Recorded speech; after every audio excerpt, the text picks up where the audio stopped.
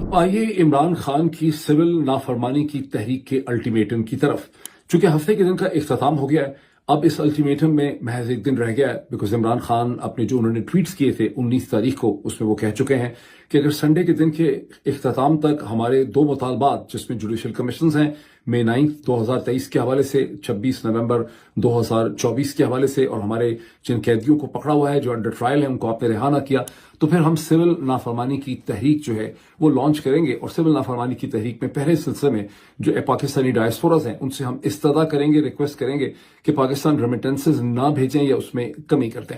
گزشتہ چند گھنٹوں میں اس میں ایک نئی چیز یہ ہوئی کہ عمران خان کا جو 19 تاریخ کا ٹویٹ تھا اسے وربلائز کیا گیا ایک ویڈیو کی شکل میں، اسے ایک ویڈیو میسج میں بدل دیا پاکستان تحریک انصاف کی سوشل میڈیا ٹیم نے.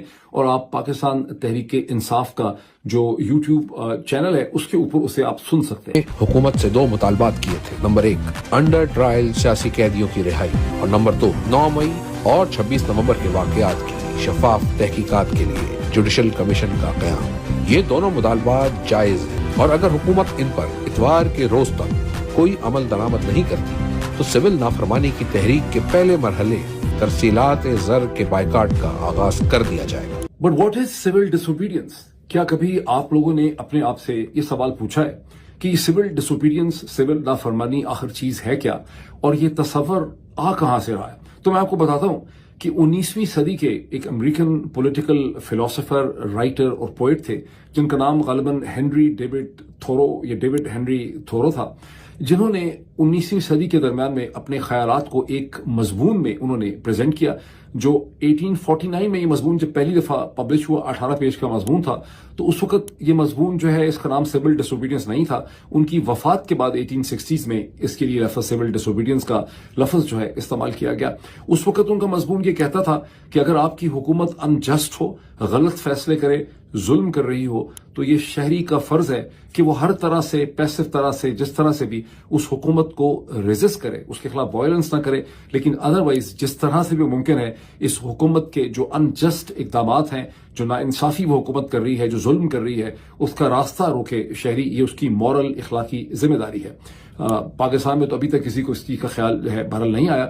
ہنری تھورو کے خیالات تھے سلیوری کے خلاف، وہ غلامی کو ختم کرنا چاہتے تھے، بلیک جو سلیوری تھی. اس کے علاوہ وہ خلاف تھے امریکن میکسیکن جنگ کے، بیکاز وہ سمجھتے تھے کہ امریکہ 19ویں صدی کے وسط میں 1846 میں جو جنگ میکسیکو سے کر رہا تھا اس کا مقصد یہ تھا کہ سلیوری کے انسٹیٹیوشن کو میکسیکن لینڈز تک بھی پھیلایا جائے. اور یہی ہوا. جب میکسیکو سے ٹیکسس کو چھین لیا گیا تو سلیوری کو ٹیکسس اور کیلیفورنیا میں بھی ایکسٹینڈ کر دیا گیا. تاہم ہنری تھورو کے جو خیالات تھے انہوں نے پولیٹیشنز کو، جورسٹ کو، لائرز کو، سول سوسائٹی کو، بہت سے اور سوچنے والوں کو، لکھنے والوں کو، فلاسفرز کو انہوں نے بہت متاثر کیا. اور یوں جو اینٹی سلیوری ایبولیشنسٹ موومنٹ تھی وہ مضبوط سے مضبوط ہوتی چلی گئی. ان کی زندگی کے بعد، خود تو ان کی ڈیتھ ہو گئی 1860s میں، لیکن ان کے آئیڈیاز جو ہیں وہ اتنے تناور ہوئے کہ اسی کے نتیجے میں آپ کہہ سکتے ہیں کہ ابراہم لنکن اور ان کے ساتھیوں نے کی جو اسٹرگل کی، جس میں سول وار ہوئی، اور سول وار کے نتیجے میں امریکہ سے سلیوری کا انسٹیٹیوشن جو ہے وہ ہمیشہ کے لیے ختم ہو گیا. لیکن اس ہنری تھورو کے آئیڈیاز جو ہیں وہ ہمارے تک کیسے پہنچے؟ آپ میں سے تو اکثر لوگوں نے کبھی ہنری تھورو کا نام سنا ہی نہیں ہوگا. میں ویسے اسکرین پہ آپ کو دکھانے کی کوشش کر رہا ہوں. ہمارے تک یہ آئیڈیاز پہنچے مہاتما گاندھی کی شکل میں. مہاتما گاندھی ہنری تھورو سے بہت متاثر تھے. انہوں نے کہیں لکھا بھی کہ ہنری تھورو ایک بہت عظیم شخصیت ہیں، انہوں نے دنیا کو سول نافرمانی کا ٹول دیا ہے. گاندھی جی نے پہلے ساؤتھ افریقہ میں سول نافرمانی کا آغاز کیا، پھر وہ سول نافرمانی کے تصور کو ہندوستان لے گئے. ان کی ستیاگرہ کی جو موومنٹ ہے اس کے بارے میں ایک پولیٹیکل کنسنسس ہے ہسٹورینز کا، پولیٹیکل سائنٹسٹ کا، کہ ان کی جو سول نافرمانی کی نان وائلنٹ تحریک تھی، جو ریزسٹنس تھی برطانوی سامراج کے خلاف، اس نے برطانوی سامراج کی کمر توڑ دی. اور برطانوی سامراج اتنا کمزور ہو گیا کہ اسے ہندوستان کی آزادی کی اور خود مختاری کی تحریکوں کے ساتھ سمجھوتا کرنا پڑا. پاکستان کی مغالطہ پاکستان کی کتابیں پڑھ کے جو ہم بڑے ہوئے اسکول میں، تو وہاں سے ہمیں یہی سکھایا گیا، تاثر ملا کہ مہاتما گاندھی کو بہت گندی سی شخصیت تھی، بہت ایک وکٹ قسم کا، چالاک سا، وہ مکار قسم کا ہندو بنیا تھا. لیکن دنیا مہاتما گاندھی کو بہت ہی ریسپیکٹ سے دیکھتی ہے. اور سو مچ ہو کہ اگست 2024 میں جب میں برطانیہ میں تھا تو میں لندن میں ہاؤس آف کامن کے سامنے جب ایک پارک میں پھر رہا تھا تو میں نے پہلی دفعہ مجھے احساس ہوا کہ وہاں پر مہاتما گاندھی کا مجسمہ جو ہے نصب کیا گیا ہے انگریز برٹش ٹیکس پیئر کے خرچے کے اوپر. یعنی وہ مہاتما گاندھی جس نے اپنی جدوجہد اپنی نان وائلنٹ موومنٹ کے نتیجے میں برطانوی سامراج کی کمر توڑ دی، آج برطانوی سامراج کے ڈیسینڈنٹس اسی مہاتما گاندھی کو بہت ہی عزت سے دیکھتے ہیں. کتابوں میں تو دیکھتے ہی ہیں، لیکن اس کا مجسمے بھی انہوں نے بنا کے رکھے ہیں، جہاں ہزاروں لاکھوں لوگ جو ہیں وہ آ کے گاندھی جی کے ساتھ تصویر کھنچواتے ہیں. ان ہزاروں لاکھوں لوگوں میں اگست 2024 میں یہ ناچیز بھی تھا جس نے وہاں پہ تصویریں کھنچوائیں، اور وہ میں تصویریں آپ کو اسکرین کے اوپر دکھا رہا کریں گے. اس سلسلے میں یہ سمجھنا ضروری ہے کہ گاندھی جی کی، مہاتما گاندھی کی سول نافرمانی کے نتیجے میں کسی بھی پوائنٹ، کسی بھی سٹیج میں کسی انگلش فوج کے گیریزن نے، یہ انڈین پولیس کے کسی دستے نے ہتھیار نہیں ڈالے. ہمیشہ یہ لگتا تھا ہر سٹیپ اینڈ سٹیج پہ کہ برطانوی سامراج ہی طاقتور ہے. سو مچ سو کہ جب کوئٹ انڈیا موومنٹ لانچ کی کانگریس نے تو اس میں بھی وہ ناکام ہو گئے. لیکن ہر سٹیپ، ہر سٹیج، ہر پوائنٹ پہ برطانوی سامراج کمزور ہوتا چلا گیا. برطانوی سامراج کو احساس نہیں تھا کہ وہ کمزور ہوتا چلا گیا، اور آخر میں کہا جاتا ہے کہ یہی سول نافرمانی کی تحریک تھی جس کے نتیجے میں برطانوی سامراج کی کمر ٹوٹ گئی. اب ظاہر ہے کہ اس کا دار و مدار اس چیز کے اوپر ہے کہ کتنی بڑی تعداد میں گاندھی جی کے ساتھ لاکھوں کروڑوں لوگ کھڑے تھے.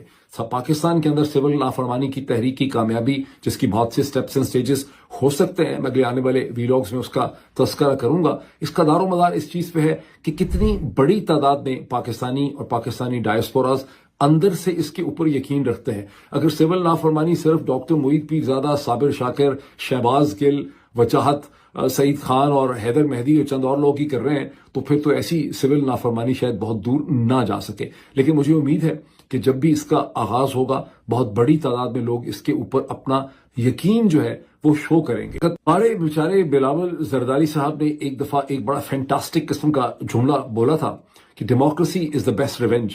لیکن آپ لندن کے اندر ہاؤس آف کامنز، پارلیمنٹ اور ہاؤس آف لارڈز کے سامنے اس پارک میں جب مہاتما گاندھی کے اس مجسمے کی طرف دیکھتے ہیں جو برٹش ٹیکس پیئرز کے خرچے سے کھڑا کیا گیا ہے، تو یقینی طور پہ آپ کو محسوس ہوتا ہوگا کہ سب سے سویٹ، سب سے بڑی کامیابی، سب سے خوبصورت کامیابی وہ کامیابی ہے جہاں آپ کا سچ، آپ کے دشمن، آپ کے حریف کے جھوٹ کے اوپر غالب آ جاتا ہے. اور مجھے بہت شک ہے کہ آنے والے جو جرنیل صاحبان کی جنریشنز ہوں گی، آج کے جرنیلوں کے بچے عمران خان کو اپنے ہیرو کے طور پہ دیکھیں گے، اور جب عمران خان کو اپنے ہیرو کے طور پہ یاد کریں گے تو دو چار جملے تعریف کے ہمارے بارے میں بھی، دہشت گردوں کے بارے میں بول دیا کریں.